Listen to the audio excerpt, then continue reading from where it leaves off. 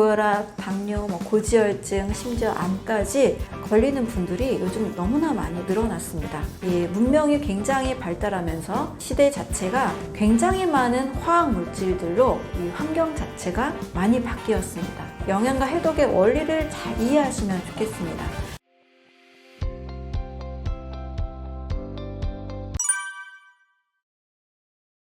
노화의 가장 큰 주범은 활성산소로 알려져 있습니다. 활성산소라는 것은 산소를 호흡하면서 일부 산소가 전자를 잃으면서 불안정한 형태로 바뀐 모습입니다. 활성산소는 늘 생길 수밖에 없어요. 왜냐면 우리가 늘 호흡을 하잖아요. 적정량의 활성산소는 세균, 바이러스를 제거하는데 도움을 주기 때문에 우리 생명 현상에 꼭 필요한 역할을 하고 있다고 볼 수 있습니다. 문제는 과하게 많이 만들어진 활성산소는 세포를 공격하고 일반적인 이 세포, DNA를 변성시키고 또 면역세포도 공격을 해서 염증을 크게 일으키는 것으로 알려져 있습니다. 활성산소가 과하게 늘어나는 환경은 말 그대로 산소를 많이 사용하는 환경이에요. 그리고 소식을 할 때보다 과식을 할 때 산소를 많이 소모해서 소화를 시키겠죠. 또 운동을 한두 시간 할 때보다 5시간, 7시간, 8시간 할 때 또 산소를 많이 만들어 소모하니까 활성산소가 또 늘어납니다. 또 나쁜 음식 또는 흡연, 과한 음주를 했을 때 이럴 때도 몸에서 활성산소가 늘어나게 됩니다. 많은 분들이 이제 건강을 위해서는 소식을 하고 적당한 운동이 중요하다 이렇게 알고 계신 이유는 바로 활성산소가 많이 만들어지지 않기 때문입니다. 반대로 과식하고 과음하고 또 과하게 운동을 많이 하고 식사를 너무나 뷔페식까지 복합적으로 굉장히 소화가 어렵게 소화가 잘 되지 않은 식사를 자주 할 때 이럴 때도 활성산소가 많이 생긴다고 볼 수가 있습니다. 저는 영양과 해독의 원리만 잘 이해하면 된다라고 강조드리고 있습니다. 그냥 내 입에 즐거운 대로만 먹으면 입은 즐거울지 몰라도 몸은 굉장히 고생합니다. 빠르면 20, 30대 또 40대 그리고 50대에 가서 고혈압, 당뇨, 고지혈증, 심지어 암까지 걸리는 분들이 요즘 너무나 많이 늘어났습니다.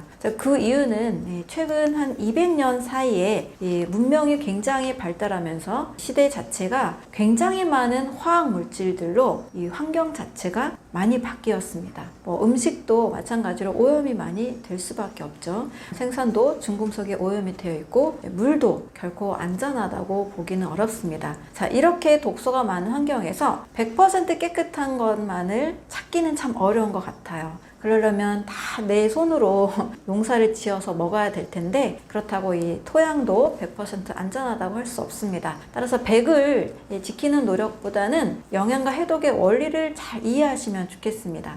저 같은 경우에는 한 끼 이상은 꼭 과일을 먹고 있고요.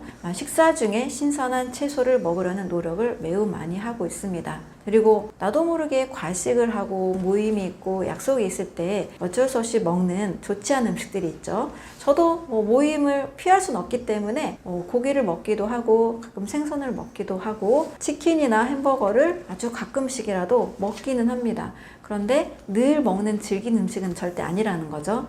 이 음식이 독소라는 걸 알기 때문에 이 어떤 음식이 독소인지를 반드시 인지를 하시고요. 오늘 독소 음식을 먹었다라고 하는 경우에는 반드시 해독이라는 과정을 꼭 지키시면 좋습니다. 사람의 몸은 한 번 먹은 독소로 갑자기 병에 걸리진 않습니다. 병에 걸리는 것도 굉장히 많은 시간이 필요하고요. 암세포가 되는 것도 약 10년에서 20년이라는 긴 세월을 필요로 합니다. 따라서 어쩔 수 없이 독소 음식을 먹었다면 해독하자. 해독을 기억하시면 됩니다. 해독의 방법은 물을 많이 드시는 방법, 또 소식이나 절식이라는 방법, 그리고 채소나 과일을 많이 드시는 방법들이 됩니다. 그래서 과식을 하는 경우에는 다음에 쉬어주는 것, 물을 많이 드시는 것, 또는 채소 녹즙을 드신다거나 과일로 하나 간단하게 끝내는 것.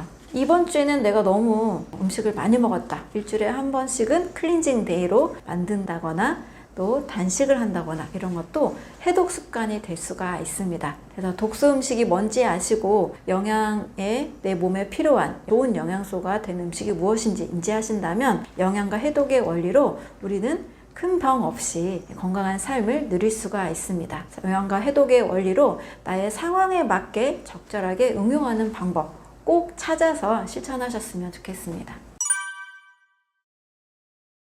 대변 이식술 여러분 들어보신 적 있으신가요? 우리가 장기 이식이나 수혈 같은 우리 몸의 일부를 이식하는 일들은 많은 분들이 알고 계실 텐데요. 심지어 대변까지 이식하는 일들이 일어났습니다. 왜냐하면 대변에 단순히 찌꺼기만 있는 것이 아니고 아주 중요한 장내 미생물, 우리 몸에 꼭 필요한 유익균이 있기 때문인 거죠. 특히 장내 미생물이 면역력을 올리는데 매우 중요한 역할을 하는 것으로 알려졌습니다.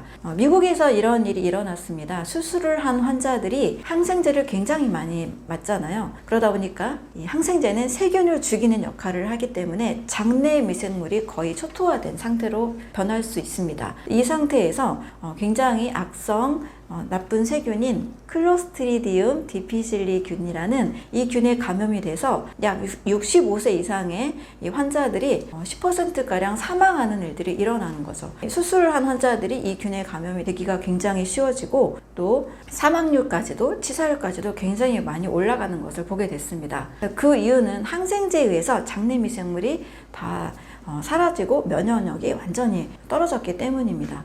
따라서 이럴 때는 시급하게 어떻게 해야 되냐면 남의 변에 있는 미생물이라도 이식을 해서 이 장내 미생물을 빨리 이식을 해서 면역력을 회복시키는 차원으로 접근을 하게 된 거죠. 그래서 수술 후 환자들의 경우 사망률이 많이 낮아지게 되었고 빠르게 장내 면역력을 올린다는 차원에서 자가면역 질환인 크론병이나 또는 대장 질환들을 면역 질환들을 치료하는 사례들로 응용이 되기도 했습니다. 또 더 확장된 개념으로 당뇨나 암 그리고 파킨슨, 알츠하이머 같은 이런 질환도 응용을 하려고 하는 추세에 있습니다. 미국에서 시작이 됐는데요. 우리나라에서도 이 수술을 하고 있고요. 장내 미생물들을 이렇게 이식한다는 차원에서 응용하고 있는 수술입니다. 하지만 저는 상당히 좀 우려가 있는데요. 미국에서는 다른 사람의 이 장내 미생물을 이식하다가 뭔가에 감염이 됐는지 그 이식 수술 후에 또 사망하는 일도 있었습니다. 따라서 우리가 좀 남의 변까지 이식하는 것들은 좀 지양하고 나의 대장 건강을 좀 잘 만들어가는 것을 좀 더 신경 썼으면 하는 바람이 있습니다. 100% 완벽한 건강은 저도 지키기는 어렵다고 봅니다. 하지만 내 몸을 소중하게 여긴다면 최선의 건강법을 여러분 꼭 찾으시기 바라겠습니다. 하루에 한 끼라도 신선한 음식을 먹는 것, 과일을 먹는 것, 또 신선한 채소를 먹는 것, 또 하루에 좋은 물을 마시는 습관, 나만의 해독 식사법을 꼭 찾으셔서 늘 우리가 독소로부터 내 몸을 지켜주고 또 만성염증으로부터 우리 몸을 꼭 지켜주셨으면 좋겠습니다. 여러분 꼭 건강하십시오. 감사합니다.